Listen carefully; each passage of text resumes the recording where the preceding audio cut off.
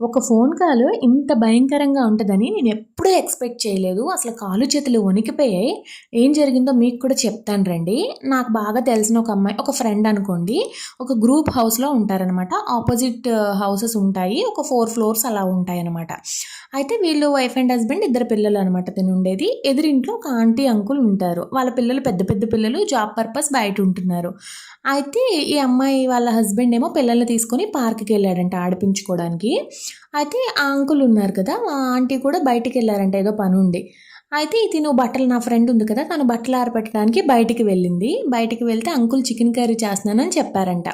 చెప్పి ఒకసారి చెక్ చెయ్యమ్మా ఉప్పు, కారం అన్నీ సరిపోయాయో లేరో ఆంటీ లేరని చెప్పి ఇంట్లోకి తీసుకెళ్ళాడంట. ఇంట్లోకి తీసుకెళ్ళి ఉప్పు, కారం అన్నీ చెక్ చేసి ఆ అంకుల్ కొంచెం వాటర్ ఉన్నాయి అవి ఎగిరిపోయాక స్టవ్ ఆఫ్ చేసేయండి అని చెప్పే లోపల ఆయన ఒక చెయ్యి షోల్డర్ మీద, ఒక చెయ్యి చెస్ట్ మీద వేశాడంట. నెక్స్ట్ ఏం జరిగిందో నెక్స్ట్ వీడియోలో చెప్తా.